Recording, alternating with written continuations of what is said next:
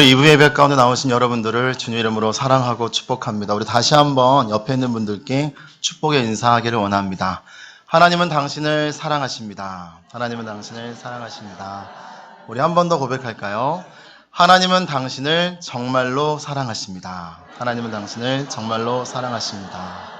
오늘 간증을 너무 잘해 주셔서 제가 설교 안 하고 내려가도 될 것 같긴 합니다. 오늘 우리 잠깐 광고 말씀 나누겠는데요. 다음 주일은 광고 영상에서 보셨던 것처럼 맥주 감사 주일입니다. 여러분들의 귀한 것으로 또 하나님께 드리시는 그런 맥주 감사절 되어지기를 원합니다. 2016년 상반기 순종강 축제 어떻게 잘 준비하고 계십니까? 우리 상동 목장과 원미준도 목장도 열심히 준비하고 있는데요. 7월 우리 17일까지 우리 또 목장별로 잘 의논하셔서 또 귀한 순종강 축제 되시기를 바랍니다. 우리 미얀마 아울리치는 계속 접수를 받고 있습니다. 그래서 대한항공은 이미 마감이 되었고요. 우리 타이항공이 남아있으니까 7월 초까지만 결정해 주셔도 괜찮으니까 기도하시면서 결정해 주시고 많은 분들이 함께 참여했으면 좋겠습니다. 우리 주님의 영광 집회를 위해서도 계속 기도해 주시고요. 그리고 7월호 우리 월드와이드 신문이 오늘 나왔습니다. 좀 시원하죠? 네, 여름이라서 시원합니다. 자, 이 신문을 가지시고 또 전도에 잘 활용하여 주시는 여러분들 되시기를 바랍니다. 오늘 저녁 예배 때, 우리 저녁 예배 후에 7시 반부터 일사가고 영화 시청 있습니다. 저희가 좀 비싼 돈을 들여서 영화를 시청하는 것인데요. 우리 많은 분들 함께 참여했으면 좋겠고 꼭 우리 교회 분들 아니라 하실지라도 함께 모셔서 함께 영화를 보는 그런 많은 분들이 함께 오셔서 귀한 축제의 장이 되었으면 좋을 것 같습니다. 이제 오늘 우리 말씀을 놓고 예배를 놓고 잠시 통성으로 기도하는 시간 가질 텐데요. 하나님 아버지, 오늘 말씀 가운데 함께하여 주시고 이 자리 가운데 임재하여 주시옵소서. 하나님, 우리의 마음을 열어주셔서 온전히 말씀을 듣는 귀한 시간 될 수 있게 해달라고 우리 시간에 기도하도록 하겠습니다. 하나님 아버지, 정말로 감사드립니다. 우리 가운데 귀한 하루를 허락하여 주시고 아버지 인도 허락하여 주셔서 너무나도 감사드립니다. 아버지, 부족한 자가 부족한 입술을 가지고 이 자리에 섰습니다. 아버지여, 인도하여 주시고 오늘 말씀을 통하여서 오늘 많은 은혜 받고 돌아가시는 귀한 월드와이드의 모든 가족들 되어질 수 있도록 하나님 함께하여 주시옵소서. 주님 함께하여 주시옵소서. 이 모든 것들 우리 구주 예수 이름으로 기도드렸습니다. 아멘. 우리 월드와이드 교회에서는 1년에 2번 실버스쿨을 진행합니다. 전반기에 1번, 후반기에 1번 이렇게 2번을 하는데요. 지역사회를 섬기는 일환으로 또한 어르신들의 후반의 인생에 있어서 복음 듣고 천국 가시라는 의미로 실버스쿨을 진행합니다. 30분에서 40분의 어르신들이 8주간의 과정을 통해서 체조도 하시고 영화도 보시고 또 소풍도 함께 하시면서 은혜롭고 뜻깊은 그러한 시간들을 보내고 있습니다. 그런데 어르신들 가운데 90세가 되신 어르신이 한 분 계십니다. 한평생 교회를 다니셨고요. 지금도 주일날 본교회를 성실하게 섬기시는 그러한 어르신이십니다. 그런데 이 어르신은요, 늘 감사를 입에 달고 사십니다. 차를 타실 때도 이렇게 데리러 와주셔서 감사합니다. 또한 실버스쿨 마치고 나면 우리 같은 늙은이들 뭐 좋을 게 있다고 이렇게 귀한 실버스쿨 열어주셔서 감사합니다. 점심 식사 만나게 차려주셔서 감사합니다. 말씀하실 때마다 감사, 또 감사하시는데 참으로 보기가 좋습니다. 이 어르신께서 어떻게 살아오셨고 또 어떻게 신앙생활을 하셨는지는 저는 잘 모르지만 그분의 고백 가운데 늘 감사가 있다는 것만으로도 이 어르신께서 하나님과 늘 동행하시는 그러한 삶을 살았구나라는 생각을 해보게 됩니다. 참 보기가 좋고요. 또한 어느 대목에서는 존경스럽기까지 합니다. 나도 어르신과 같은 나이가 되었을 때에 늘 감사하는 그런 사람이 되어야겠다라는 생각을 해보게 됩니다. 우리 한국 교회에서는요, 매년 7월 첫째 주 주일을 맥주 감사 주일로 정해서 지키고 있습니다. 바로 다음 주 7월 3일이 맥주 감사 주일입니다. 사실 맥주 감사 주일은요, 우리에게는 그렇게 와닿는 그러한 절기는 아닌 것 같습니다. 추수감사절과 비교해 봤을 때 추수감사절은 한 해의 농사를 마무리하며 풍성한 수확을 거두게 해주신 하나님께 감사하는 의미가 있죠. 그래서 추수감사절은 우리 그리스도인들에게도 잘 와닿는 절기이고, 또한 교회에서도 여러 가지의 과일과 농산물, 또 쌀 등 풍성한 수확물로 장식을 하기에 추수감사절은 우리에게 잘 인식이 되어 있습니다. 하지만 맥추감사절은 우리가 왜 지켜야 하는지, 또 그 의미가 무엇인지에 대해서도 잘 모릅니다. 또한 맥추감사절을 잘 지키는 교회들도 있으나 많은 교회들에서는 추수감사절만큼은 그 의미를 크게 두지 않는다는 것이죠. 저는 오늘 설교를 통해서 맥추감사절의 의미를 생각해보고 감사의 의미에 대해서 생각해 보고자 합니다. 우리 다 같이 출애굽기 23장 16절 말씀, 우리 화면을 보시면서 함께 읽어보도록 하겠습니다. 맥추절을 지키라. 이는 내가 수고하여 밭에 뿌린 것의 첫 열매를 거둠이니라. 수장절을 지키라. 이는 내가 수고하여 이룬 것을 연말에 밭에서부터 거두어 저장함이니라. 아멘. 맥추절을 지키라고 하면서 수고하여 밭에 뿌린 것의 첫 열매를 거둠이니라 라고 말하고 있습니다. 즉 맥추절은 이스라엘 백성들이 밭에 뿌린 보리의 첫 열매를 거둔 때를 기념해서 자신들이 거둬들인 것의 첫 열매를 하나님께 바치는 절기라는 것입니다. 하나님께서 이 절기를 지키라고 명하신 것은요, 이스라엘 백성이 밭에서 거둬들인 열매가 하나님의 은혜로 된 것임을 인정하게 하기 위한 것입니다. 가나안 땅은 물이 적고 건조하고 농사짓기가 매우 힘든, 매우 어려운 그러한 땅이었습니다. 그나마 씨를 뿌릴 때와 또한 수확을 거두기 직전에 때를 맞춰서 비가 내려야만 무사히 수확을 할 수 있는 그러한 곳이었죠. 그래서 우리가 구약 성경에 보시면 이른 비, 또 늦은 비라고 말하는 것을 볼 수 있을 것입니다. 이 이른 비와 늦은 비가 적당한 때에 와 주어야만 풍성한 수확을 거둘 수 있었다는 것입니다. 이러한 의미에서 이스라엘 백성이 가나안 땅에서 열매를 거둔다는 것은 누구도 부인할 수 없는 하나님의 은혜였던 것입니다. 따라서 이스라엘 백성들은 맥추절을 지켜 자신들이 거둔 열매가 하나님의 은혜로 된 것임을 인정하며 감사해야 했던 것이죠.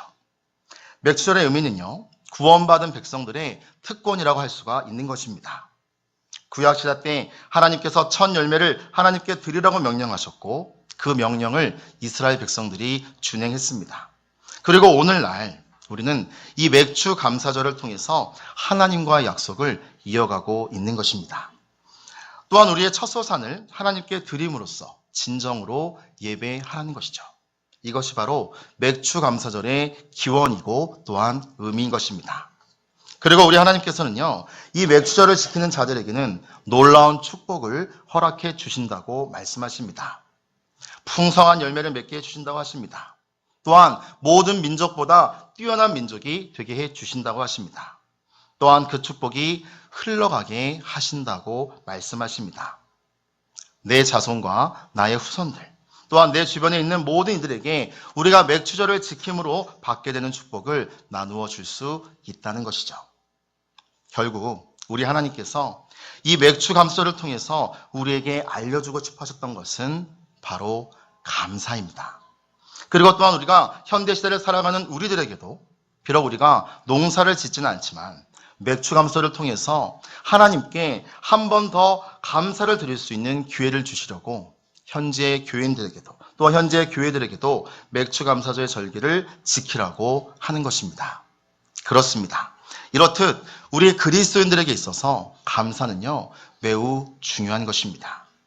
기독교와 감사를 떼어놓고 생각한다는 것은 있을 수가 없는 일입니다. 그렇다면 왜 그럴까요? 왜 기독교와 감사, 그리고 성숙한 그리스도인들과 감사는 결코 분리될 수 없는 그러한 상관관계에 있는 것일까요? 오늘 본문 말씀을 통해서 살펴보고자 합니다. 우리 골로새서 3장 1절 말씀, 우리 화면을 통해서 읽어보도록 하겠습니다. 3장 1절입니다. 그러므로 너희가 그리스도와 함께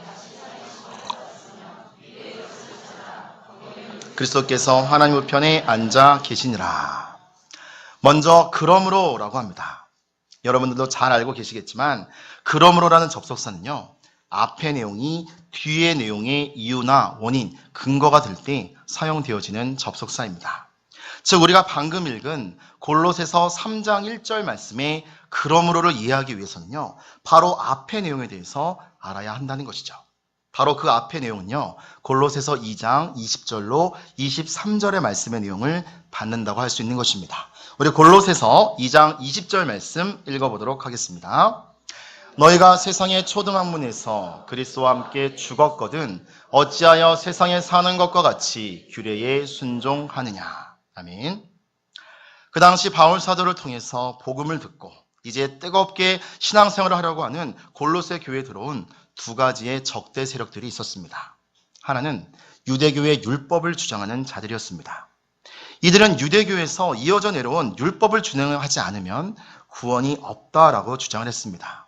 그래서 특별하게 유대교에서 기독교로 개종한 유대교 그리스도인들과 또한 많은 이방인 그리스도인들에게 대혼란을 주고 있었습니다. 또 다른 한 가지 세력은요, 이단의 세력들이었습니다. 이들은 지극히 높이 계신 하나님과 인간 사이의 매개자로서 천사들을 경배했습니다.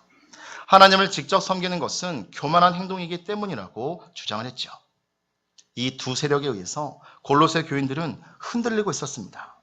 이에 바울 사도는 골로새 교회 성도들에게 너희가 세례를 받을 때 그리스도와 함께 이 세상의 원리들과 가치들에 대해서 죽고 하나님 나라의 생명과 가치를 향해 새롭게 태어났는데 왜 흔들리냐는 것입니다. 그러므로 즉 너희가 그리스도와 함께 다시 살리심을 받았으므로 이제는 위의 것을 찾으라는 것입니다. 그렇습니다. 진정한 영적 체험은요, 우리가 그리스도와 하나됨을 깨닫는 데서 시작하는 것입니다. 우리가 그리스도와 함께 다시 살리심을 받은 것입니다. 우리가 그리스도와 하나가 되었기 때문에 새로운 삶을 살 수 있는 새로운 생명을 받았다라는 것이죠. 예수 그리스도와 함께가 아니라면 우리는 그렇게 살 수 없다라는 것입니다. 예수 그리스도를 만나기 전에 몸과 마음과 영혼의 상태로는 도저히 새롭게 살 수 없습니다. 깨끗이 씻김 받기 전의 상태로는 우리는 새롭게 살 수가 없다라는 것이죠. 여전히 죄 가운데, 여전히 세상 가운데 더러운 죄의 모습으로 우리는 살아갈 수밖에 없다라는 것입니다. 하지만 우리가 예수님을 만나는 순간, 우리가 예수 그리스도를 나의 구주로 영접하는 순간 우리는 새롭게 태어나는 것입니다. 새롭게 태어나면서 또한 예수 그리스도로부터 새로운 삶을 살 수 있는 새로운 능력도 받게 된다는 것이죠. 이제는 내 안에 계신 성령 하나님의 능력으로 새롭게 살 수 있는 것입니다. 새로운 존재는요, 새로운 생각을 해야 되고요, 새로운 삶을 살아야 한다는 것이죠. 고린도후서 5장 17절에 보면 그런즉 누구든지 그리스도 안에 있으면 새로운 피조물이라. 이전 것은 지나갔으니 보라 새 것이 되었도다 라고 말하고 있습니다. 우리는 새로운 피조물입니다. 그리스도 안에 있기 때문에 우리는 새로운 피조물인 것입니다. 그러하기에 우리는 새로운 삶을 살아야 한다는 것입니다. 새로운 삶을 살 수 있습니다. 하나님께서 우리에게 새로운 삶을 살 수 있는 능력을 주신 것입니다. 골로새 교회 교인들도 그러했습니다. 그런데 가만히 골로새 교회에 침투해 들어온 대표적인 두 무리의 주장에 골로새 교인들이 흔들리기 시작했고 그들은 미혹되어서 그리스도만으로는 안 된다. 유대교의 율법과 교리를 따라야만 구원이 있다. 또한 천사들을 숭배해야 한다는 주장에 흔들리고 있었다는 것입니다. 이에 바울 사도는 땅의 것을 생각하지 말고 위의 것을 찾으라고 합니다. 위의 것, 즉 하늘의 것만을 찾으라는 것입니다. 하나님 우편에 앉아 계신 우리 주 예수 그리스도께서 가르쳐 주신 새로운 복음의 진리를 찾으라는 것입니다. 여기서 위의 것은요, 단순히 위치적인 것만을 가리키는 것이 아닙니다. 여기에서 위의 것은 수준이 높은 것, 고결하고 가치 있는 것을 의미하는 것입니다. 그리고 그것을 찾으라고 합니다. 여기서 찾는다는 것은 시도하다, 실행하기 위해서 추구하다의 의미입니다. 즉 찾고 구하는 것에 그치지 말고 시도하고 행하라는 바울 사도의 의도를 볼 수 있는 것이죠. 3절에 보니까 너희가 죽었고 너희 생명이 그리스도와 함께 하나님 안에 감추어졌음이라 라고 합니다. 감추어졌다는 것은요, 숨기다, 감추다, 덮어두다의 의미로 너희의 생명이 오래전부터 지금까지 변함없이 하나님 안에 감추어져 있음을 말하는 것입니다. 이 감추다는 의미는요, 안전한 곳에 숨겨두다라는 보호와 유지의 의미도 갖고 있다는 것입니다.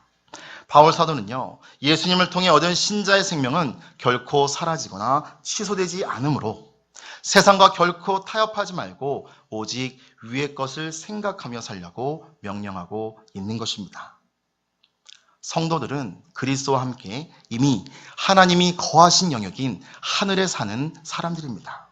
그러므로 땅의 것을 생각하고 그것을 추구하는 삶은요, 이미 하늘에 있는 성도들의 정체성과는 모순된다는 것이죠. 성도들은요, 이 땅에서 하늘을 사는 사람들입니다. 오늘 본문 2절은 성도들이 처한 이중적인 현실을 잘 보여주고 있습니다. 이 이중적인 현실 속에서 성도들은 땅의 것으로 표현되는 이 세대의 특성과 가치를 거슬러서 하늘의 가치를 추구하는 자들인 것입니다. 그리고 바울 사도는 본문 5절에서 다시 그러므로 라는 접속사를 사용해서 말하고 있습니다. 우리 골로새서 3장 5절 말씀 읽어보도록 하겠습니다. 그러므로 땅에 있는 지체를 죽이라. 탐심이니 탐심은 우상 숭배니라. 그러므로, 또 그러므로라고 말합니다. 즉 우리 그리스도인들은 예수 그리스도로 말미암아 새로이 태어난 피조물들인데 그 새로운 피조물답게 땅의 것을 생각하지 말고 위의 것을 생각하면서 그것을 찾으면서 살면, 즉 위의 것을 생각하도 그대로 행하면서 살면 4절 말씀처럼 된다는 것이죠. 골로새서 3장 4절 말씀에 무엇이라고 말하고 있습니까? 우리의 생명이신 그리스도께서 나타나실 그때에 너희도 그와 함께 영광 중에 나타나리라. 이 말씀은요, 아직 이루어지지 않은 미래의 말씀입니다. 우리 그리스도인들이 위의 것을 생각하고 위의 것을 추구하고 그대로 행하면서 살면 훗날 예수님께서 재림하실 때, 우리 예수님께서 영광스러운 모습으로 재림하실 때 우리도 예수님과 함께 영광을 누린다는 것입니다. 이렇게 예수님과 함께 영광을 누리려면 5절 이하의 말씀처럼 해야 한다는 것이죠. 무엇입니까? 어떻게 해야 한다는 것입니까? 땅에 있는 지체를 죽이라는 것입니다. 그리고 그 땅에 있는 것들에 대해서 자세하게 열거를 해주고 있습니다. 곧 음란과 사욕과 악한 정욕과 탐심이니 탐심은 우상 숭배니라. 방금 열거한 것들을 제가 굳이 부연 설명할 필요는 없는 것 같습니다. 이것들은요, 우리가 이 악한 세대에서 행할 수 있는 대표적인 죄들인 것입니다. 또한 어쩌면 우리가 늘 넘어지고 있는 대표적인 죄들인지도 모르겠습니다. 그리고 이 모든 것들은 우상 숭배를 하는 것과 같은 죄라는 것이죠. 우리가 한글 성경으로 봤을 때 탐심만 우상 숭배라고 말하는 것 같지만 사실 앞에서 열거한 모든 죄악을 한꺼번에 받는 것입니다. 이 모든 죄악의 공통된 특징은요, 우상 숭배를 범하는 죄와 동일한 죄라는 것입니다. 우리 하나님께서는 우상 숭배 죄를 제일 싫어하십니다. 혐오하십니다. 증오하시죠. 십계명의 제일 제2계명으로 삼으실 정도로 우리 하나님께서는 하나님 외의 것을 섬기는 것 싫어하신다는 것입니다. 그런데 이 모든 죄들은 그 죄의 수준이 우상 숭배 죄와 같다라는 것입니다. 그리스도 안에 있는 성도들은 삶의 주권을 그리스도께 이양하고 그분의 다스리심을 받고 살아야 합니다. 하지만 그렇지 않으면 다른 것들의 다스림을 받고 살게 된다는 것이죠. 그것들을 섬기는 우상 숭배의 삶을 살게 된다는 것입니다. 음란의 지배를 받습니다. 부정의 지배를 받습니다. 사욕과 악한 정욕과 탐심의 지배를 받는다는 것입니다. 이것들로 말미암아 하나님의 진노가 임한다고 말씀하고 있습니다. 골로새 교인들도요, 전에는 그 가운데 살던 사람이었습니다. 하지만 바울 사도는 이제는 이 모든 것들을 벗어버리라고 말씀하십니다. 우리 골로새서 3장 8절로 9절까지의 말씀 읽어보도록 하겠습니다. 이제는 너희가 이 모든 것을 벗어버리라.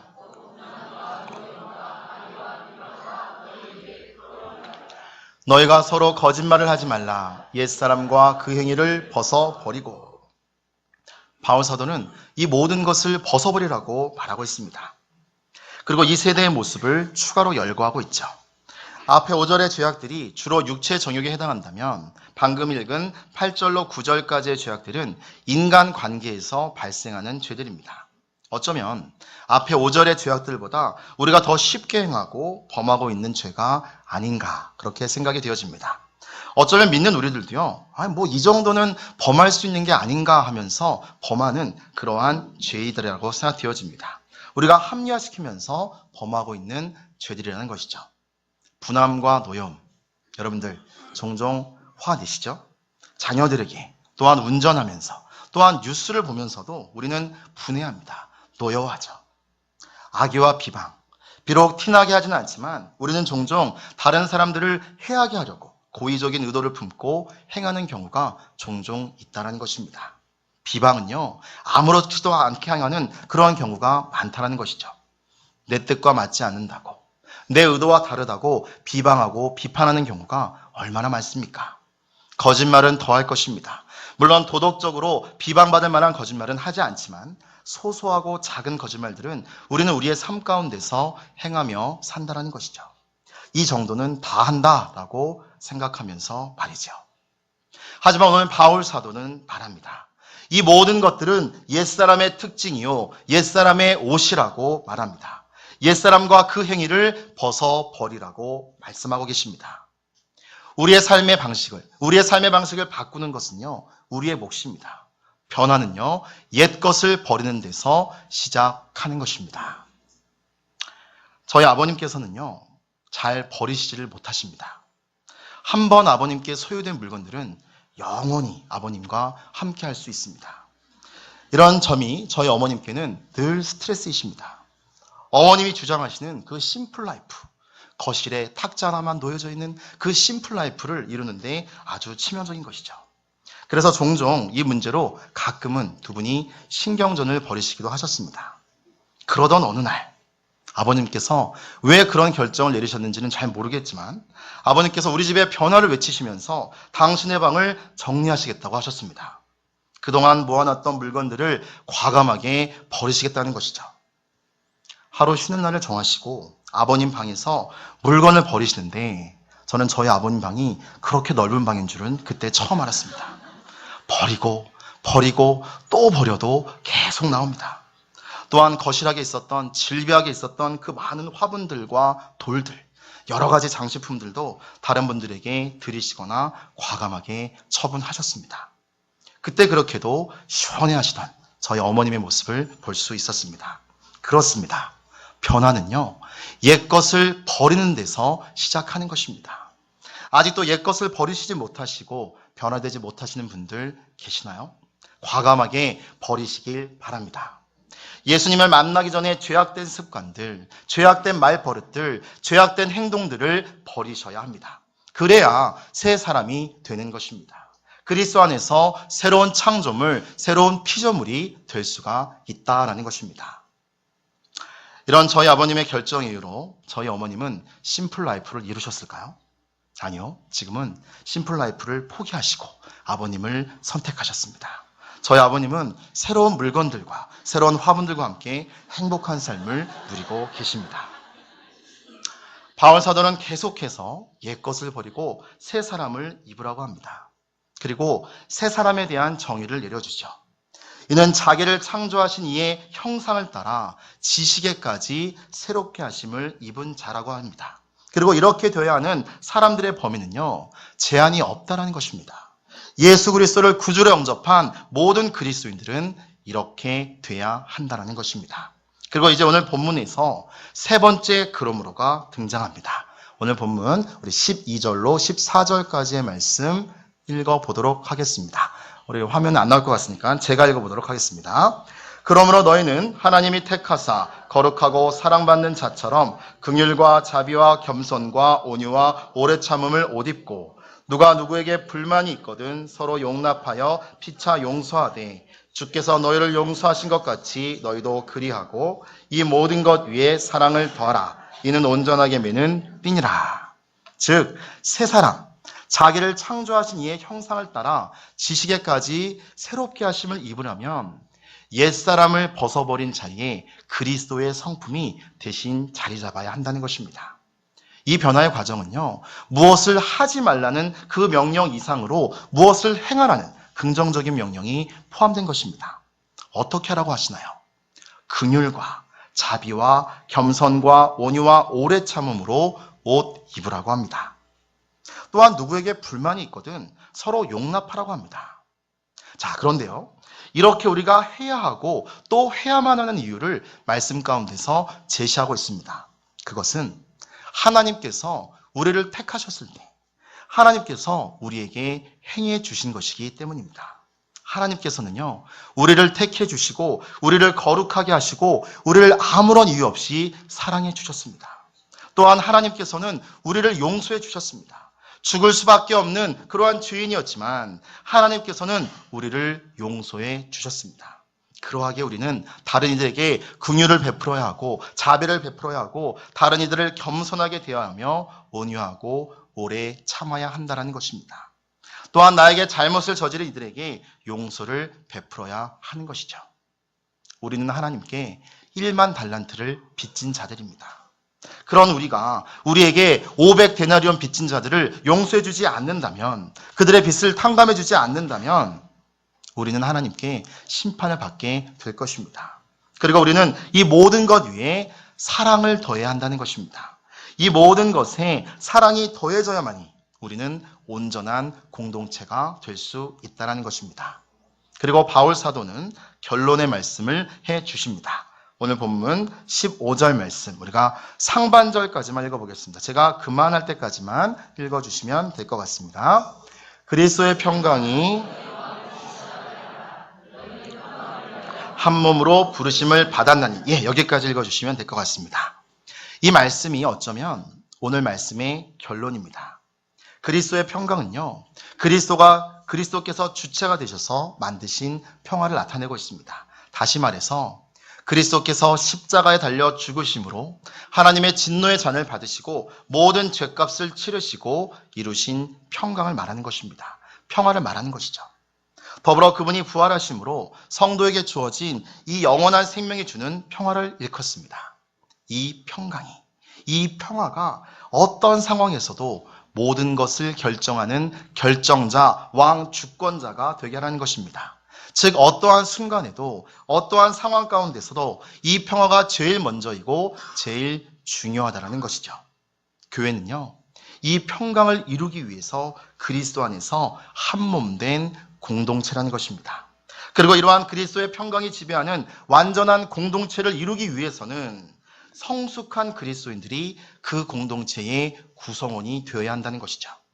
그리스도의 평강이 넘치는 공동체에는 이러한 성숙한 그리스도인들이 그 공동체의 구성원으로 구성되어 있다는 것입니다.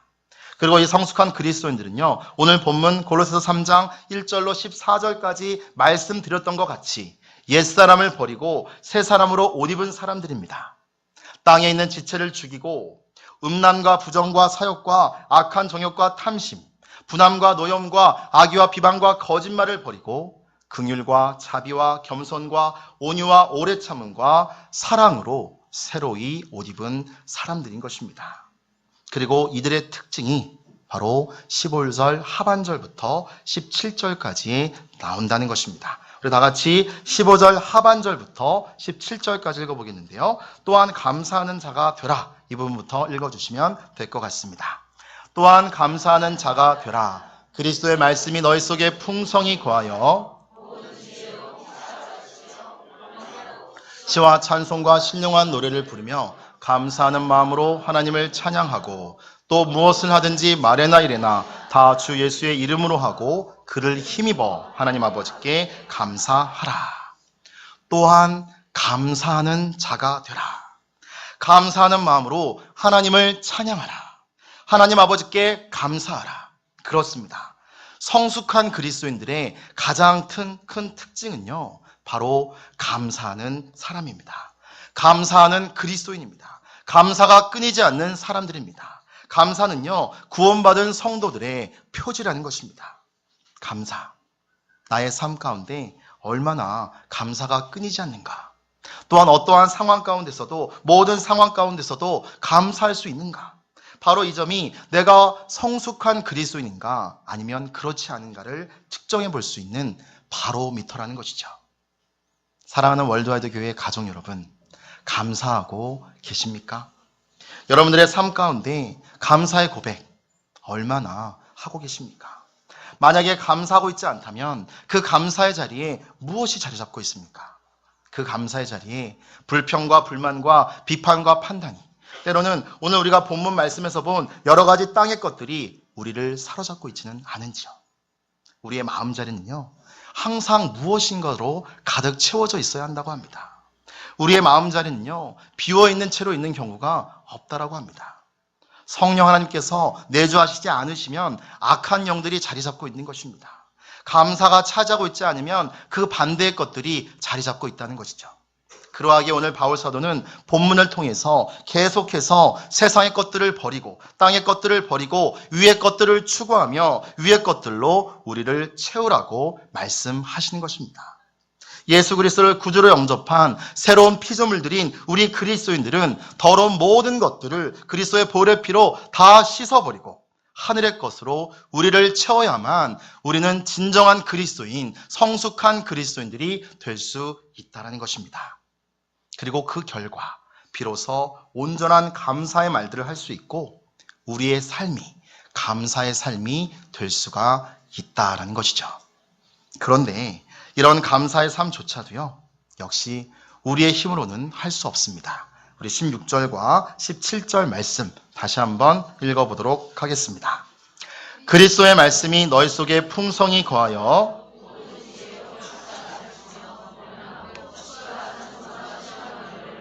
감사하는 마음으로 하나님을 찬양하고 또 무엇을 하든지 말에나 이래나 다 주 예수의 이름으로 하고 그를 힘입어 하나님 아버지께 감사하라. 아멘. 우리가 어떻게 할 때에 감사할 수 있다고 말하고 있습니까? 그리스도의 말씀이 너희 속에 풍성히 거하여. 그렇습니다. 그리스도의 말씀이 우리 속에 풍성히 거할 때 우리는 감사할 수 있는 것입니다. 그리고 그 말씀으로 풍성해진 지체가 다른 지체에게 그 말씀으로 다른 지체를 가르치고 권면할 때 우리는 감사하는 마음으로 하나님을 찬양할 수 있다는 것이죠. 또한 무엇을 하든지 말에나 이래나 다 주 예수의 이름으로 해야 하고 또 하나님 아버지께 감사하는데 누구를 힘입어서 감사라고 하고 있습니까? 그를 힘입어. 여기에서 그란 바로 우리 구주 예수 그리스도를 뜻하는 것입니다. 즉 하나님 아버지의 충만한 은혜를 우리가 경험하는 데 있어서는 우리 예수님만으로도 충분하다라는 것입니다.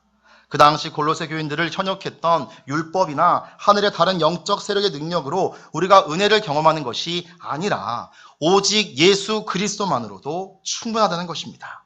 진정한 감사는요, 오직 그리스도 예수만을 힘입어서 할 수 있다는 것이죠. 사랑하는 월드와이드 교회 가족 여러분, 감사하시기를 바랍니다. 저는 오늘 말씀을 통해서 성숙한 그리스도인들만이 감사하는 삶을 살 수 있다라고 말씀드렸습니다. 그렇다면 한번 잘 살펴보시기 바랍니다. 요즘 내 삶 가운데서 나는 얼마나 감사하고 있는지를 말입니다. 성숙한 그리스도인들은요, 특별한 일에만 감사하지 않습니다. 일상의 모든 일에 다 감사합니다.